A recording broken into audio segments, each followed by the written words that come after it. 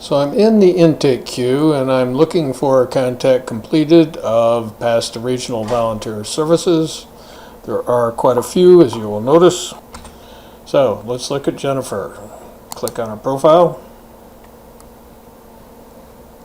First thing you do is we scroll down into this area, and this is going to be pretty typical of what you're going to see, that they've completed all the steps through but not including the background check. No interview has occurred, and when we look up into the notes, we're not going to see anything indicating we've made any attempts to contact this person. So this is going to be pretty typical. So this would be a case of where we will try to reach out to this volunteer. So what I'm going to do is I'm going to switch over to a prospective volunteer that we have processed so you can see what it looks like. So I'm now looking at a profile on a person we have reached out to, and I'm going to scroll back down here to show you what's happened. Alright, at 7:47 on the 23rd, Bonnie sent our standard script out. We will talk about scripts in a separate video. And she updated the person's profile to indicate first contact completed. It's done down here under contact completed, and she went in here and picked first contact completed and saved it.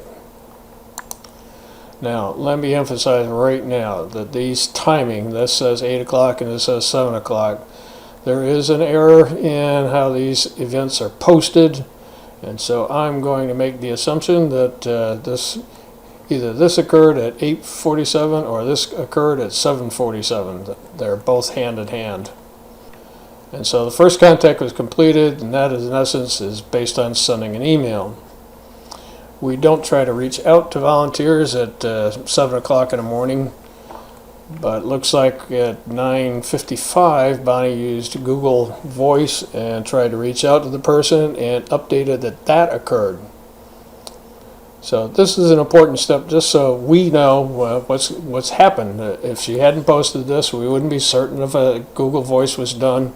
So this is a great process. Just update everything here. Anything that you've done, it's important for other people to know what's been happening. So there's some other stuff here. I'm not going to worry about it because this is kind of a follow-up. The first step is to reach out to the volunteer. Google Voice, you can phone if you want, and an email, and if you don't get in touch with them, update their status to first time contact completed, and we're kind of done momentarily. So that would be when we get somebody who has been passed to regional volunteer services, and we do not actually get in touch with them to do a formal interview then and there.